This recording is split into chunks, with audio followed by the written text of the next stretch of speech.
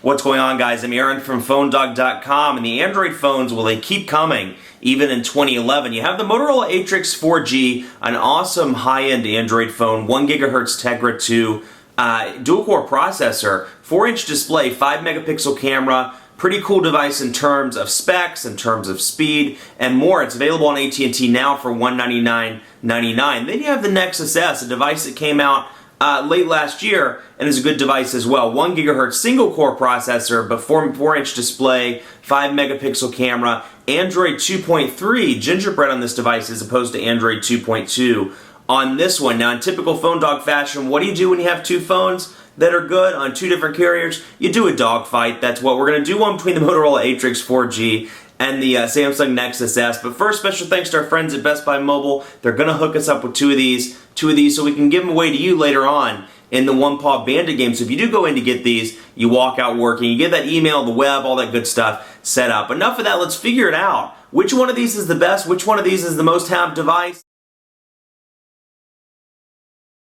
One cool feature I just have to point out on the Motorola Atrix 4G, the biometric fingerprint reader. You can see over here, we'll do this just to show you location and security. We're going to set a screen lock, and then we can set it with our fingerprints. So we have to choose a pin still, because if it can't read your fingerprints, it obviously still wants to give you an option to get into the device. Backup option, because that'd be pretty bad if it can't read your fingerprint. So right hand fingerprint, 1. Let's try that again. 1. And you can see what I'm doing back there. Good swipe, right index finger. So 3 good swipes, and then switch it over to the left hand.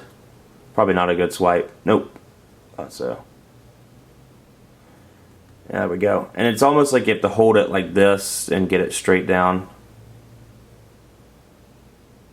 There we go. 3 swipes for that.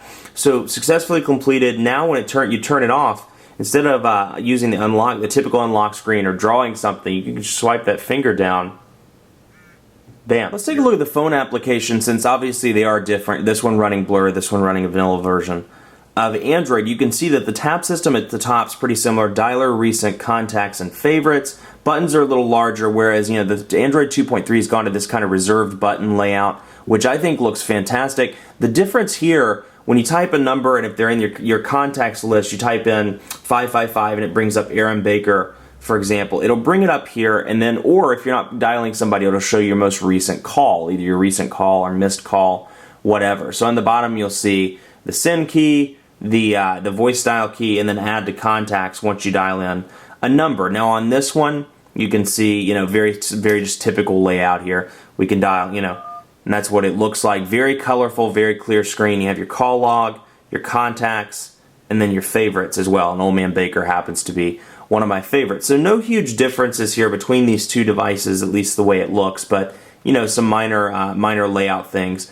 And then of course you have back, send, and voicemail down here at the bottom. Both of these have 4.3-inch screens, so it'll be interesting to see the browser differences between these devices. Like I said, this one's running Blur, this one's running stock Android, so we can see the differences between not only the menu structure, but just kind of overall how it looks. PhoneDog.com. We'll load up PhoneDog on this one as well. PhoneDog.com. And we'll see which one has the better response time, what has the better menu. So you can see down here, and first of all, the capacitive buttons down here are arranged differently. So click on menu, and you can see new menu, bookmarks, windows, pretty similar Android layout. And you'll notice that these boxes are black, and one of the biggest reasons for that, this has a Super AMOLED screen. The darker the colors are, the better it is with power consumption. So you'll see in a lot of the menus throughout this device, the settings, the way these look, the icons, they're all very dark in order to preserve battery life, because it is a Super AMOLED device. And then you have the Motorola Atrix 4G, a little bit of a different layout, but still mostly the same. New windows, bookmarks, Windows refresh. Actually, it's the exact same layout with the same settings as well, so I stand corrected with that, but a little bit different from HTC Sense. So you can see pinch to zoom is pretty responsive, even with those flash advertisements running in the background. It's certainly not bad at all. It's zooming in, zooming out pretty easily. Double tap here, get an idea. Double tap in. So you can see not too bad. I mean, there's lag in comparison to other devices, the iPhone 4, the tablet. If you saw the Zoom tablet, that thing is freaking fast. And then you look at something like this, a little bit faster on the zoom front.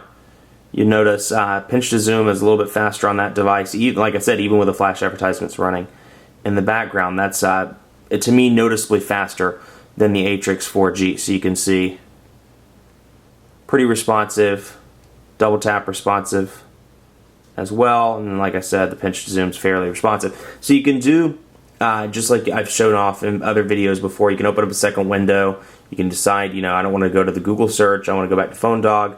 Easily click between those, and it looks exactly the same on this device as well, just with some minor differences.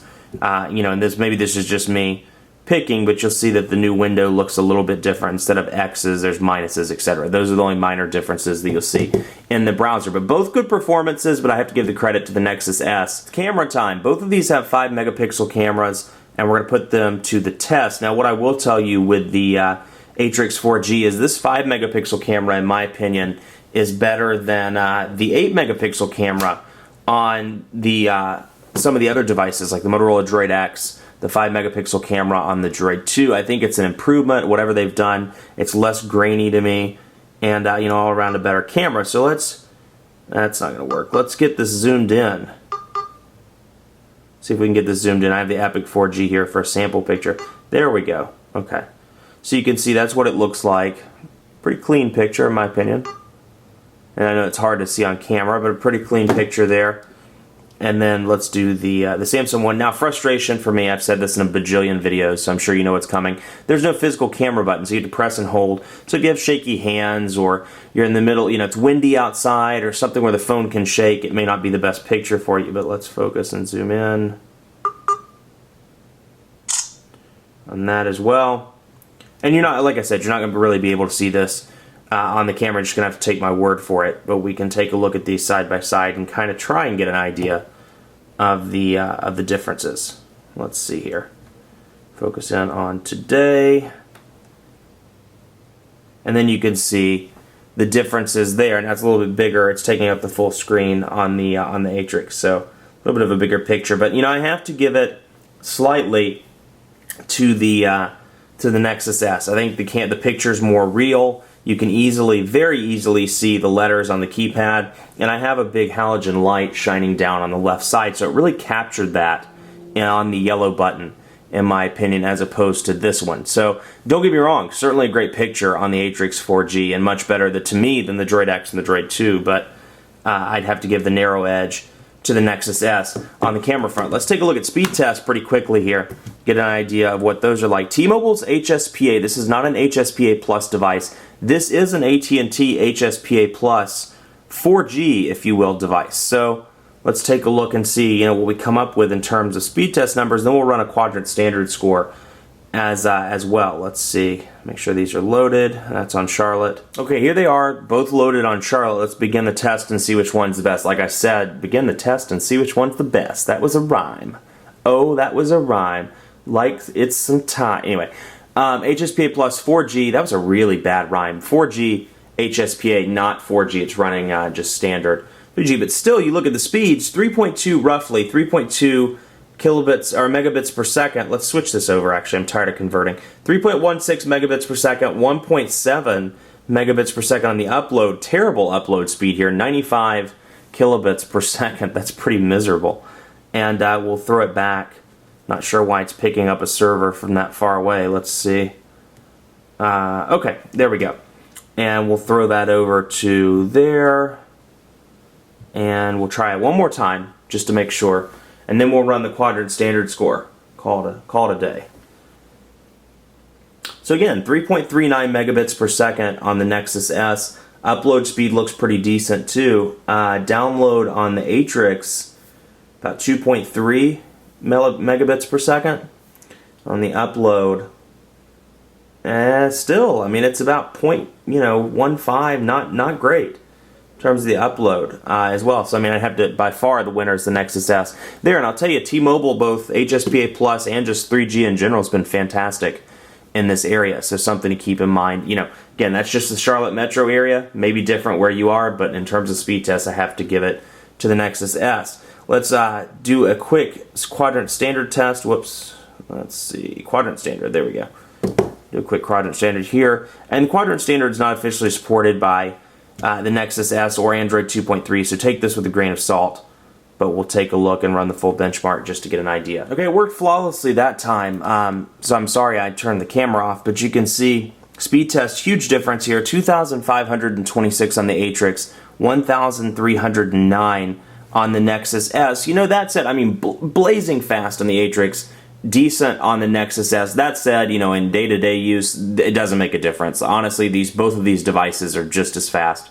So it's one of those things, you know, if you're doing some sort of hardcore gaming on your phone, maybe you need the extra power, but, you know, in day-to-day use, if anybody, 90% of the world came up to me and said, I want a smartphone, I'd recommend either of these devices based on speed. I mean, they're both very fast, there's no lag whatsoever, and no issues there. So, you know, keep that in mind, but that said, the Atrix did win that. Now, it's a dogfight. I have to declare a winner. This has been one of the hardest that I've ever gone through, you know, because they are both great devices.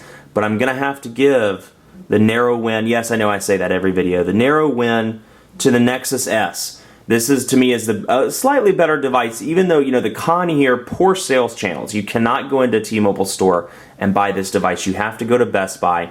$199.99 2-year, $529 full retail. The problem is a lot of the Best Buy stores don't do T-Mobile on a 2-year agreement. For example, in the Charlotte area, there's not one Best Buy store that sells T-Mobile, postpaid T-Mobile. So you have to go somewhere else. I think there's 1 or 2 stores in North Carolina, period, that sell T-Mobile with a 2-year agreement. So you either have to buy it online or buy it full retail. So, you know, I think a lot of states see that. It's just a poor sales model. And even though Best Buy is nationwide, you know, still it wasn't well thought out. So frustrating there. This one, the downfall here is Moto Blur. Moto Blur slows this device down. It's very laggy. You can see it's several times required to unlock, and I see it a lot of times when going through apps or when typing on the keyboard. The lag was just a little bit too much for me. So they each have their cons, but what really pushed it over for me, great screen on this device. Love the contour. Love Android 2.3. The vanilla, the fact that it's a vanilla version, a lot of fun there. Like the way it looks. And the 5-megapixel camera is great as well. Not to say that the Atrix isn't a good option. I think anybody that's on AT&T, take a look at it. Take a look at the HTC Inspire 4G, which is another HSPA Plus device, and see what you think. Hey, make your own decision. You may like one, you may like the other. Thanks so much for watching. Keep it locked on PhoneDog.com for continuing coverage of both of these devices, the Motorola Atrix 4G, the Google Nexus S, and be sure to like us on Facebook. Facebook.com/PhoneDog. We always give away super cool stuff. We have another giveaway coming up the next few weeks, so be sure to check it out. Facebook.com/PhoneDog. Follow me on Twitter as well, PhoneDog_Aaron. Ask me any questions you have. You think I'm crazy? You think the Atrix should have won because it's the dual-core Wonder Beast? You think the Nexus S should have won or did win? But you think the Nexus S is the right winner? Let me know. PhoneDog_Aaron. Thanks so much for watching. We'll see you next time.